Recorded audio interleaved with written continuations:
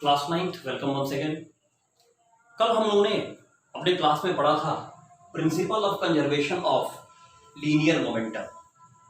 Principal of conservation of linear momentum, और उसमें हमने ये प्रूफ किया था m1 plus m1u1 plus m2u2 equal to m1v1 plus m2v2, जहां पर m1 और m2 मास वाला दो ऑब्जेक्ट हुआ करता था और वो u1 और u2 इनिशियल वेलोसिटी रखा, बाद में वो टकराया और टकराने के बाद मास तो चेंज हुआ नहीं, लेकिन हाँ वेलोसिटी दोनों का चेंज हुआ।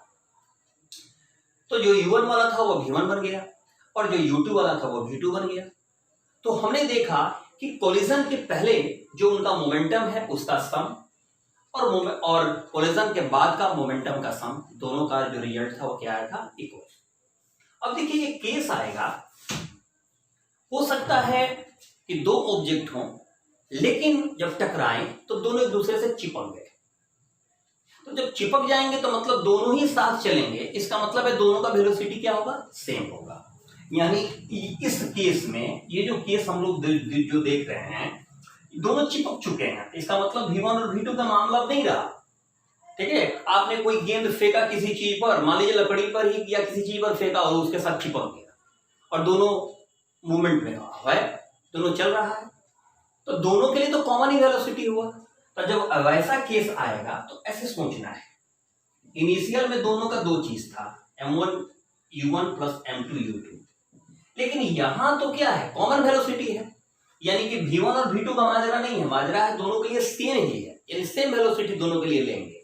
तो मान लीजिए दोनों के लिए सेम वेलोसिटी अगर हम v ले लेते हैं तो क्या लिखा आएगा, m1v प्लस m2v। तो हम ऐसे क्यों लिखेंगे, इससे बेहतर है कि v जो है दोनों के लिए कॉमन है तो v कॉमन कर लें और क्या लिख देंगे, m1 प्लस m2, और ऐसे करके हम लोग न्यूमेरिकल बनाएंगे। इसको याद रखिएगा, ऐसा क्वेश्चन मिलेगा आप लोग। ठीक है, कि दो ऑब्जेक्ट है, दोनों अपने इस स्पीड से चल रहा था, दोनों टकराया और टकराने के बाद दोनों चिपक गया और एक साथ स्पीड से वो जा रहा है। ठीक है, तो वैसे क्वेश्चन में ये काम आएगा, क्योंकि टकराने के बाद दोनों चिपक चुका है, दोनों एक साथ हो चुका है, तो इसलिए तो दोनों के लिए कॉमन वेलोसिटी होगा। ठीक है, ये केस ये आएगा। अब एक केस ये भी आ सकता है कि मान लीजिए कि जिस तरह हम लोग कह रहे हैं कि टकराने के बाद दोनों चिपक गया, ये भी तो हो सकता है कि दोनों पहले स्थिर ही था, दोनों स्थिर रहे और अचानक दोनों में वेलोसिटी आ गई। ठीक है, तो उस कंडीशन में सोचिए, यानी कि हम ये कहना चाहते हैं कि when two bodies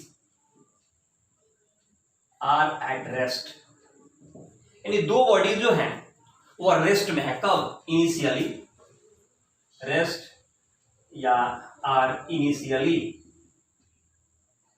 at rest. जैसे एक एग्जांपल देते हैं, जैसे बंदूक और गोली इसमें भरा हुआ है, वो अपनी जगह पर स्थिर है, वो तो मोमेंटम में नहीं, दैट मींस वो मोशन में तो नहीं है। बंदूक भी जो है वो क्या, स्थिर है, वो भी मोशन में नहीं है, लेकिन आप ट्रिगर दबाते हैं और गोली चल पड़ती है।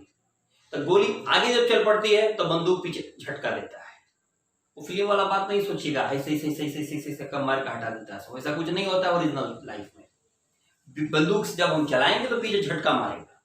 ठीक है, तो अब सोचने वाली बात है कि बंदूक और गोली दोनों इनिशियल कंडीशन में क्या थे, वो रेस्ट में थे, लेकिन जब ट्रिगर दबा तो गोली जो है वो आगे भागा।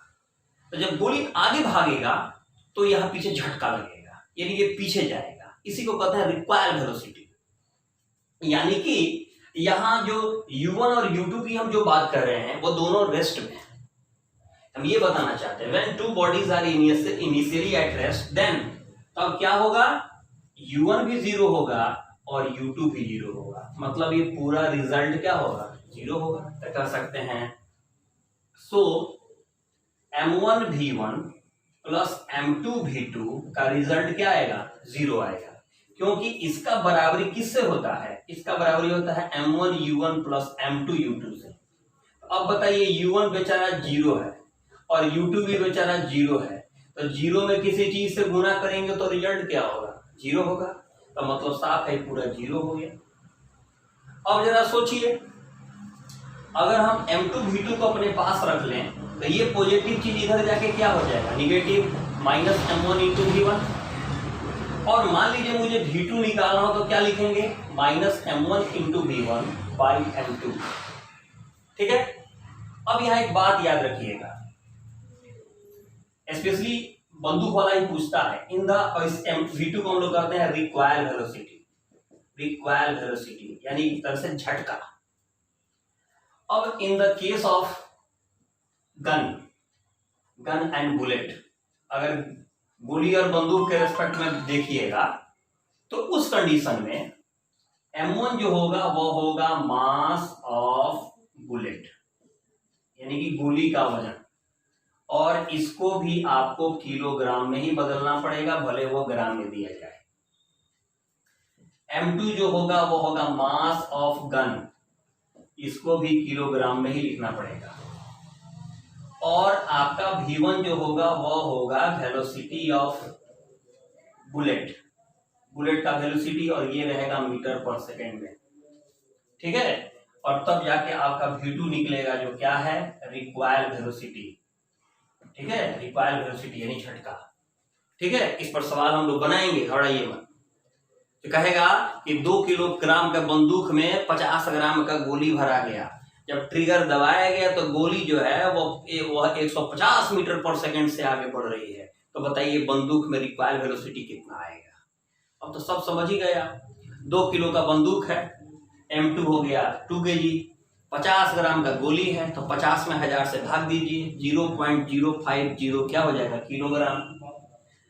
150 मीटर पर सेकंड से गया है, यानी v1 हो गया 150 मीटर पर सेकंड। अब आपसे v2 पूछ रहा है रिक्वायर्ड वेलोसिटी, जो फॉर्मूला है वो बैठा दीजिए, निकल जाएगा।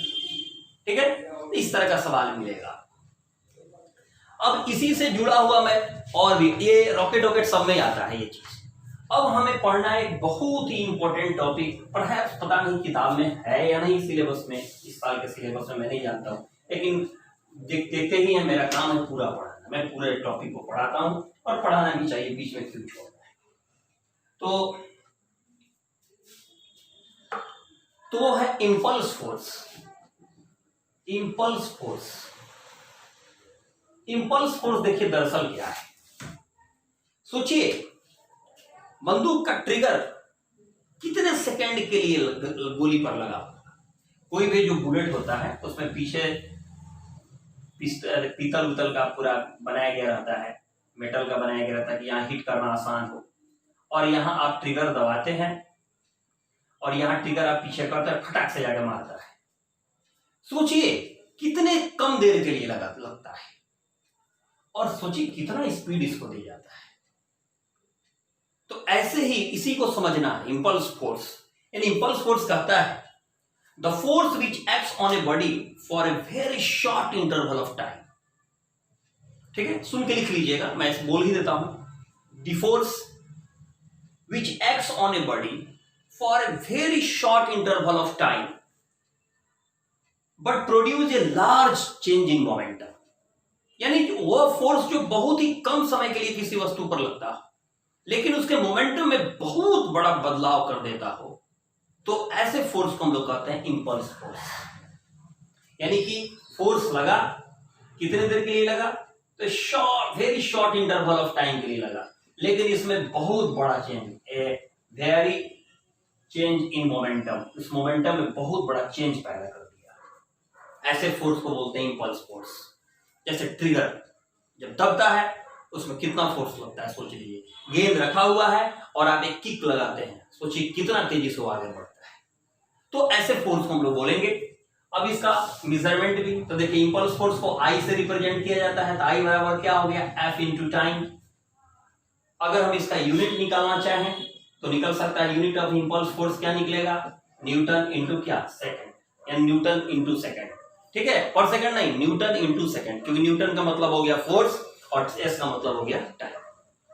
एक चीज और याद रखिएगा, ये जो इंपल्स फोर्स होता है ये चेंज इन मोमेंटम, अभी हम लोग बोल रहे थे क्या कि इंपल्स फोर्स जो है, जैसे कभी कभी सवाल दे देता है, प्रूव इंपल्स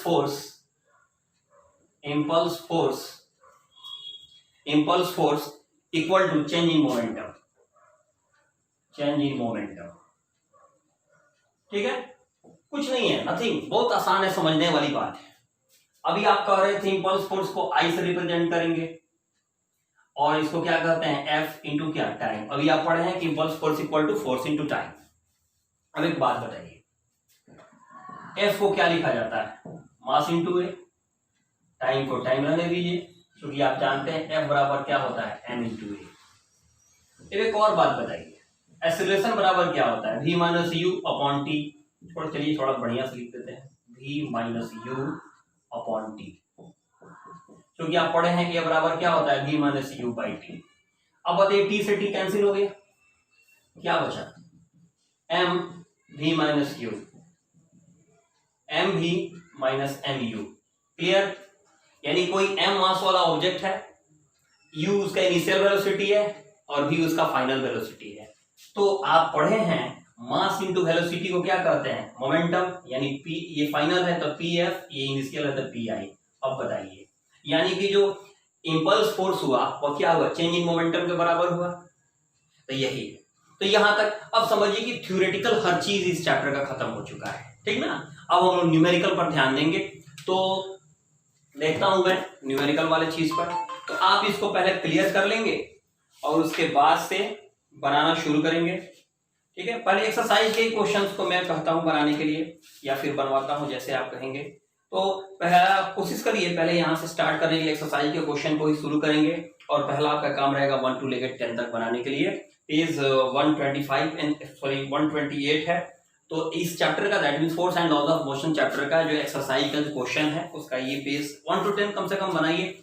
हम लोग नेक्स्ट वीडियो में इसको कंप्लीट करेंगे, क्योंकि एक दो वीडियो में होगा नहीं, टाइम लगेगा इसको करने में, हम लोग करेंगे। तब तक आप पूरा बढ़िया से नोट्स तैयार करिए और उसका इमेज भेजिए, देखें हम आप लोग नोट्स कितना बढ़िया से तैयार किए हैं, और इस क्वेश्चन को भी बनाइए। Okay, good night, good bye.